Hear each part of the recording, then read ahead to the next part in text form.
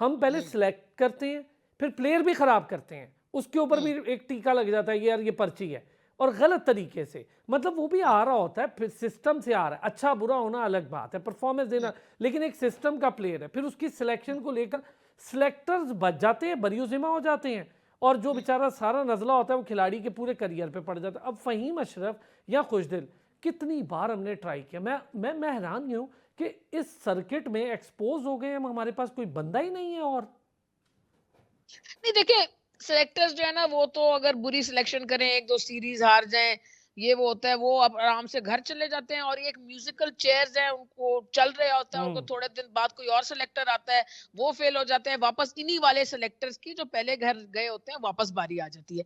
इसलिए कि हमारे यहाँ ये होता है कि हमारे यहाँ 8-10 नाम होते हैं, और वो ही चलते रहते हैं क्रिकेट बोर्ड में भी, और वही चीफ सिलेक्टर आते रहते हैं। कोई 2-3 यंग प्लेयर रिटायर हुए, उनको आगे डाल दिया। जहां तक फहीम अशरफ की बात है, तो मैंने कहा कि इन कंडीशंस में तो एक मीडियम पेसर ऑलराउंडर की जगह ही नहीं बनती, क्योंकि अगर वो टॉप फॉर्म में भी हो और किसी बड़ी जबरदस्त लीग से भी खेल के आ रहा हो तो कोई जगह नहीं बनती। तो ये जो हुआ है ना, वैसे मैं कहूंगी कि मैं पहले भी, मुझे ये बड़ा ही बुरे लगते हैं लफ्ज टुक टोक और पर्ची, और मैंने खुल के इनके बारे में सोशल मीडिया पे लोगों को बड़ा ही, मतलब है, बुरा भला बिल्कुल आप भला इसकी कहा है जो ये एडवोकेसी लफ्ज करती हैं कि इस इस्तेमाल तरह के करते हैं। वर्ड्स ना यूज किया जाए। जी, I don't like it, it is indecent, shouldn't be done.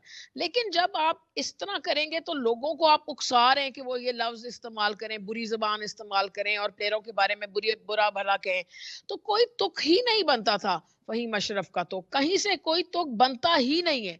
आपने अगर फास्ट बॉलिंग ऑलराउंडर को भी खिलाना है तो आप इरफान नियाजी को कैरी करें ना, जिसको आप कैरी करें, जो यस, पोटेंशियल भी दिखा रहा है, जो कि आके नीचे 20-25 आपके लिए रन्स भी बनाता है, फील्डर भी बस जबरदस्त है, और आपके लिए कुछ ओवर्स भी अच्छे आमिर कर लेता है, जमाल आप उसको बेहतर लाए। चॉइस थी, आमिर जमाल भी इनसे बेहतर चॉइस थी। बिल्कुल बिल्कुल, आमिर जमाल भी इसी तरह अच्छा स्पिरिटेड लड़का है, वो भी नीचे आके रन्स बनाता है, ओवर्स भी अच्छे करता है, ट्रायर तो है ना। अब फहीम अशरफ क्या है, वो भी, मैं नहीं कह रही कि बुरा प्लेयर है, लेकिन मुझे कोई चीज याद ही नहीं है उसकी कि यार उस पाकिस्तान को मुश्किल वक्त में ये फलाना मैच फहीम अशरफ ने जिताया था, एक भी नहीं।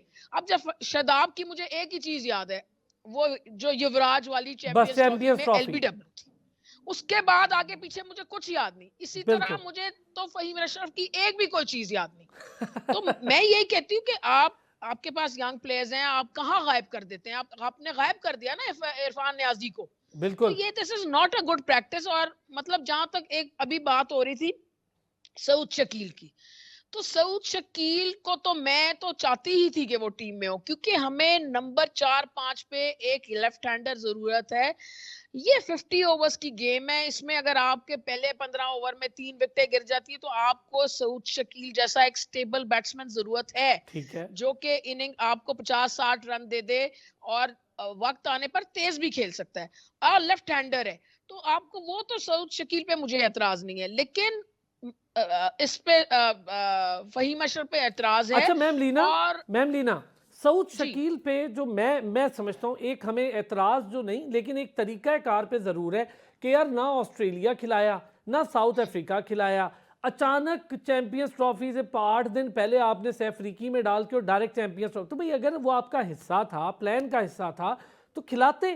किसी को खिलाते ही नहीं है और अचानक डाल देते हैं।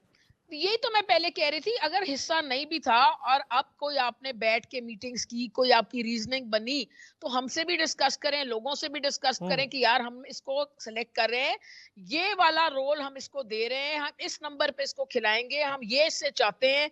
हमारी प्लेयर से डिस्कशन हुई है, वो रेडी है, प्रिपेयर्ड है, उसको अपना रोल पता है। देखिए ऑस्ट्रेलिया में ये सब कुछ होता है, वो कहीं से उठा के प्लेयर ले आते हैं, पर लेकिन वो मीडिया से लोगों से डिस्कस करते कि इससे हमारी ये डिस्कशन होती है, ये हुई है, हम एग्जैक्टली ये 25 रन इससे चाहते हैं 15 बॉलों पे, या हम इससे 50 रन चाहते हैं 45 बॉलों पे, और हम इसको इसको वैल्यू करते हैं एज अ थिंकर। तो वो सब बातें वो बैठ के डिस्कस कर लेते हैं। यहाँ पता नहीं क्या होता है कि कुछ डिस्कस ही नहीं किया जाता, और मुसल्लत टाइप कर दिया जाता है एक प्लेयर को, मीडिया पे भी, लोगों पे भी। अगर ये खुल के डिस्कशन कर लें, बात क्लियर कर लें एक ही दफा। हमारे एक तो मुआशरे में ना ये बातें छुपाने वाली बड़ी मसले है ना, बात छुपा लो, उसको रख लो, या 15 दिन बाद भी बतानी है और अभी भी बतानी है, बता दो यार।